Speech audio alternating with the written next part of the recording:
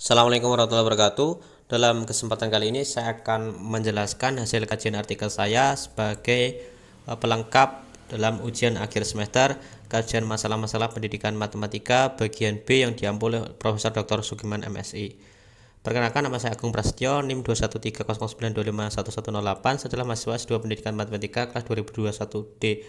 Adapun topik yang saya angkat adalah artikel problem solving, bagaimana potensinya dalam meningkatkan daya juang dan efikasi diri siswa. Ada 6 hal yang akan saya bahas dalam video ini. Yang pertama tentunya tentang abstrak penelitian. Saya akan tampilkan secara singkat saja karena nanti tentunya akan diulas lebih lanjut pada bab-bab berikutnya. Nah, kata kuncinya adalah penerapan analogi, daya juang, efikasi diri, pemecahan masalah, dan analytical problem solving. Kita mulai dari bagian pertama, yaitu dari pendahuluan. Apa sih yang melatar belakangi penelitian ini?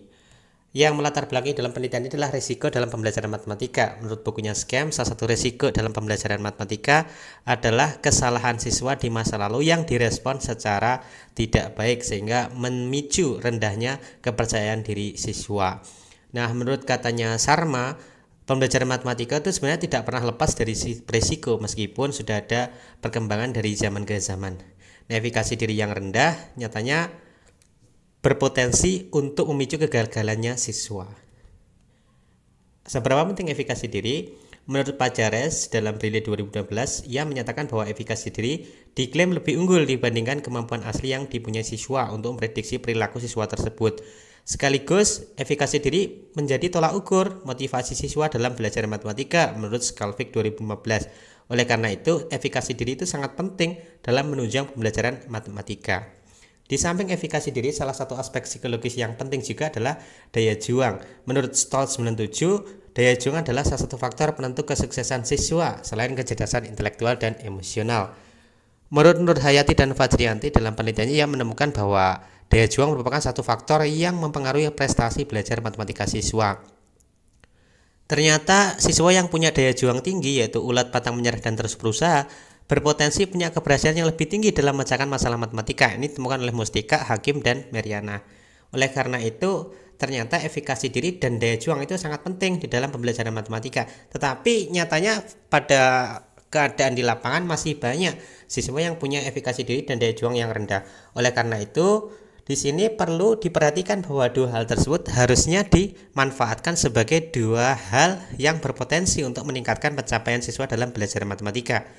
Tetapi sebelum meningkatkannya, perlu diidentifikasi terlebih dahulu faktor-faktor apa sih yang melatar belakangi rendahnya efikasi diri dan daya juang yang dimiliki oleh siswa.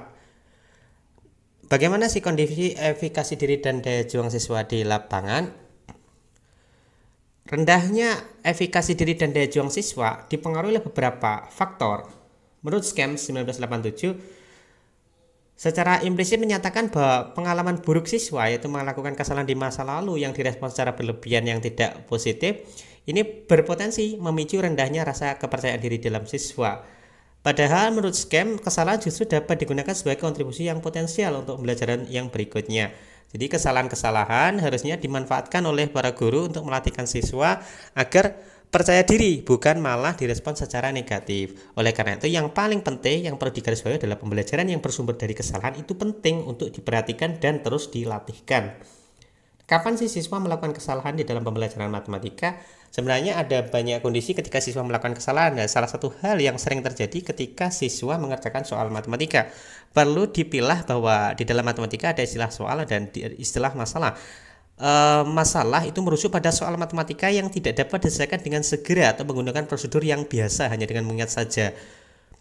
Adapun ada dua jenis kemampuan yang mungkin untuk diukur dalam suatu masalah matematika, yaitu kemampuan berpikir tingkat rendah atau LOS ataupun kemampuan berpikir tingkat tinggi atau HOTS.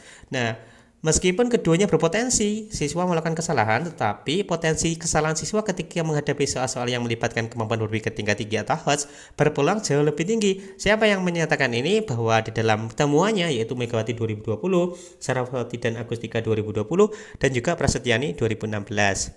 Nah, akhir-akhir ini belajar masalah ternyata sering diterapkan dalam pembelajaran matematika untuk menutupi tagihan dari era 4.0. Bagaimana dengan penalaran analogi? Ketika memecahkan masalah, siswa dapat mengaitkan pengetahuannya yang sudah diperoleh di masa lalu dan relevan dengan masalah yang sedang dihadapi saat ini. Prosedur ini disebut dengan penalaran analogi. Nah, penalaran analogi membantu siswa dalam memecahkan matematika dengan cara memanfaatkan pengalaman siswa di masa lalu. Apabila siswa mampu mengaitkan dengan masalah yang pernah ia jumpai, maka potensinya lebih tinggi untuk bisa memecahkan masalah baru.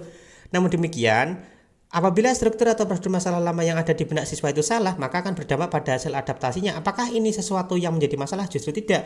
Justru ini yang diharapkan ketika siswa terbiasa melakukan kesalahan dan terus merevisi dan merasa biasa dengan kesalahan, maka siswa akan terbangun kepercayaan diri, efikasi dirinya, dan daya juang yang tinggi karena menghadapi masalah-masalah yang tidak mudah.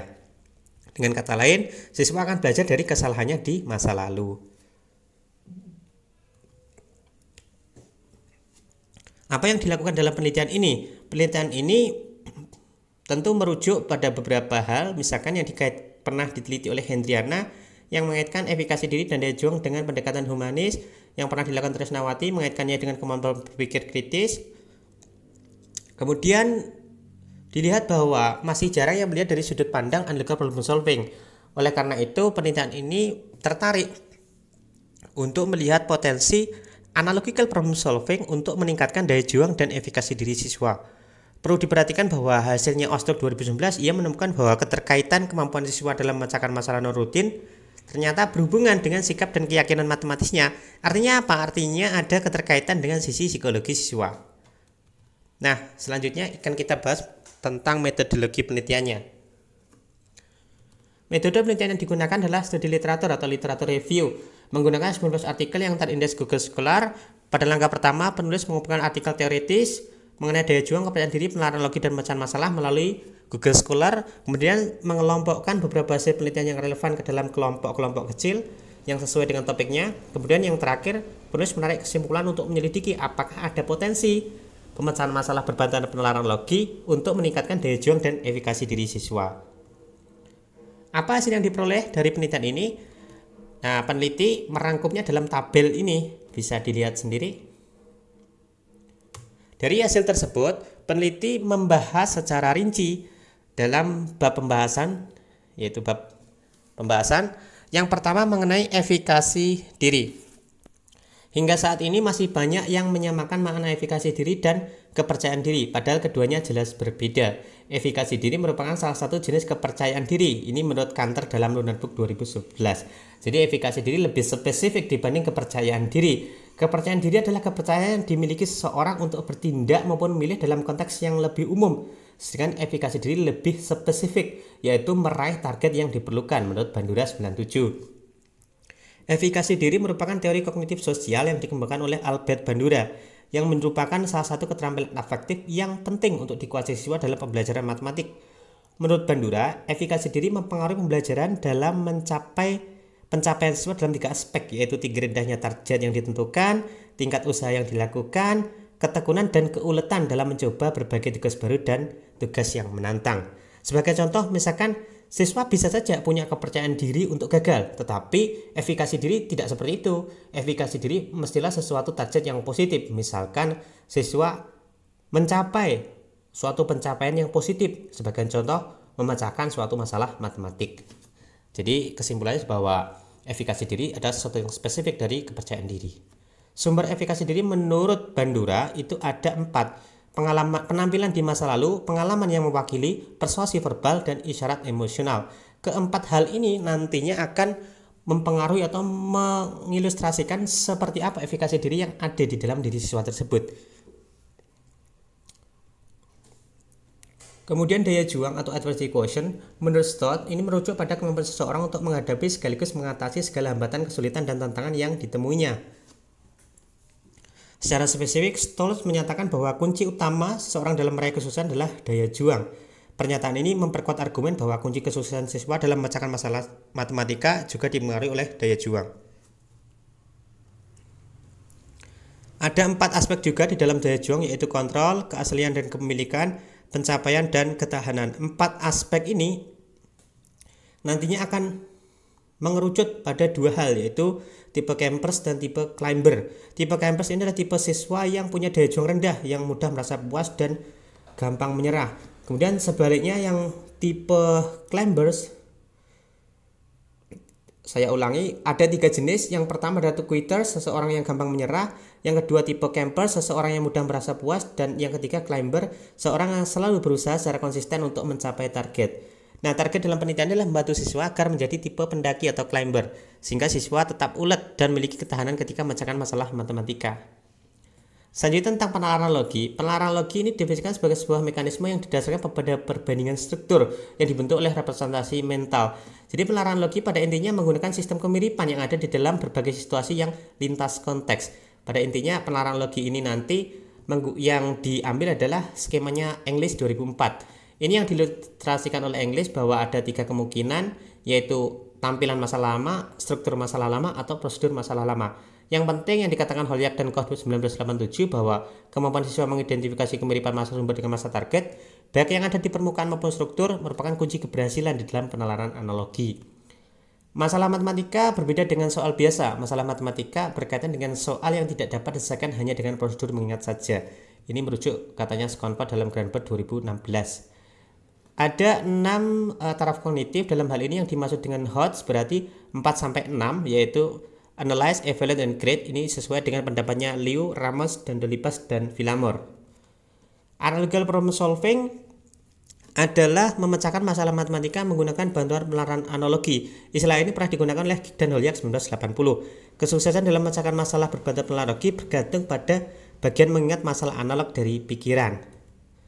Nah, perannya bahwa Jenner dan Armarafila menyatakan bahwa penalaran analogi mampu memperluas pengetahuan yang diperoleh siswa setidaknya dalam 3 cara: melakukan perumahan, mentransfer lintas konteks, dan merepresentasikannya kembali. Ada beberapa penelitian yang menyatakan, yaitu Alfasina, Roman Ostrup, dan Tresmawati, semuanya bersama-sama menyatakan bahwa efikasi diri mampu memprediksi kemampuan siswa dalam memecahkan masalah. Nah, selanjutnya akan dilihat dari sudut pandang sebaliknya. Adakah potensinya? Potensi ini muncul dari penelitian Solihah yang menemukan bahwa siswa yang punya kemampuan matematika tinggi ternyata memiliki efikasi diri yang tinggi juga. Begitu juga dengan temuan Ratu dan Masito dan Fitriani. Mereka semua serempak menyatakan bahwa pemberian masalah matematika kepada siswa dalam pembelajaran matematika punya potensi untuk meningkatkan efikasi diri siswa. Kemudian berkaitan dengan daya juang, ada beberapa penelitian yang semuanya secara serempak menyatakan bahwa ada keterkaitan antara daya juang dan masalah matematika. Nah, seperti yang temuannya Hakim 2020, ia menemukan bahwa daya juang punya pengaruh signifikan terhadap kemampuan pencernaan masalah matematis, khususnya pada materi teori grup. Nah, ini akan menarik apabila diteliti lebih lanjut bagaimana dengan materi-materi yang lainnya, tentu dalam penelitian relevan yang lain.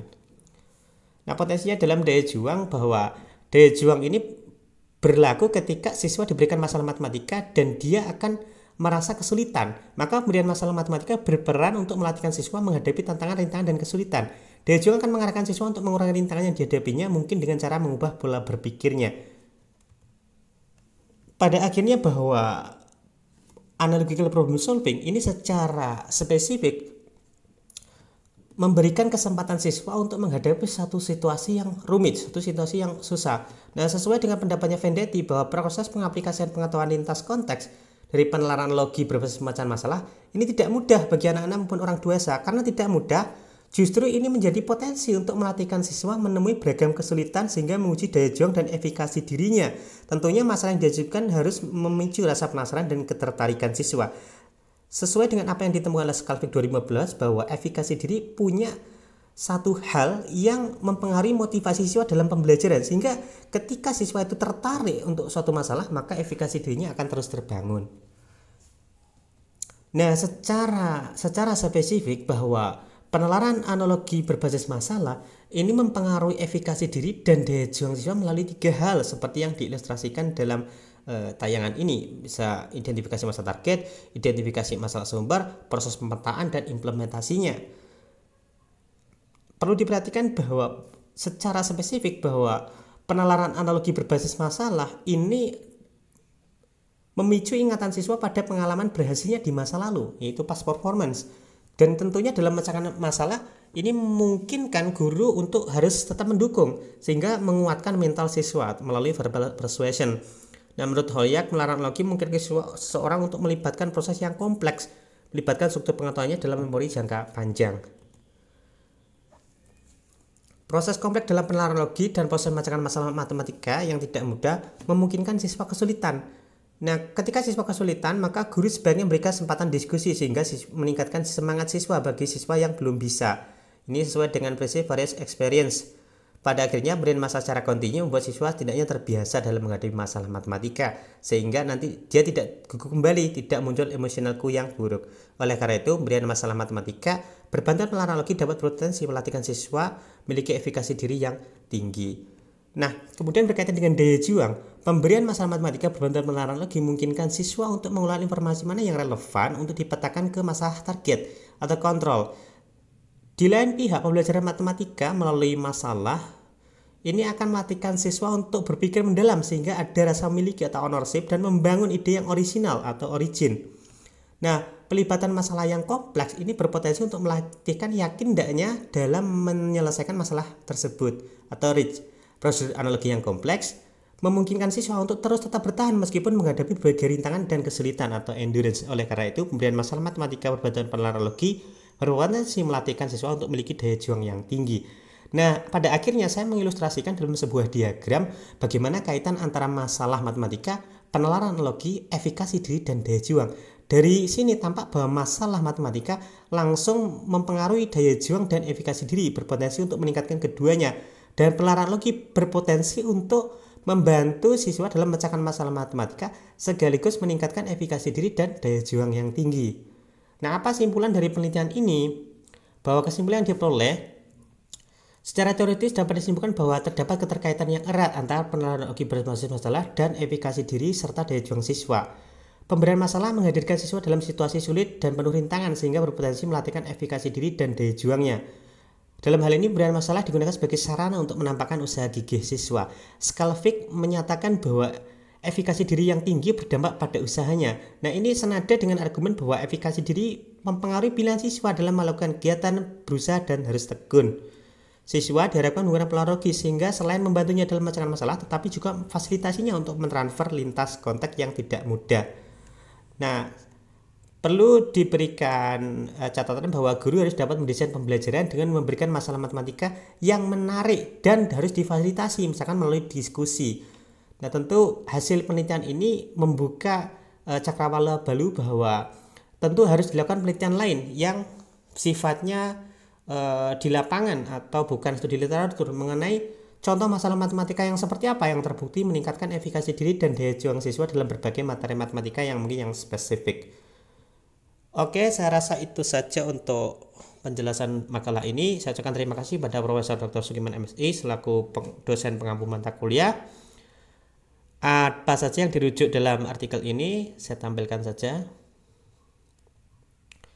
Terima kasih, semoga bermanfaat, tetap semangat, dan apapun yang kalian jalani tetap semangat karena semua pasti ada jalannya.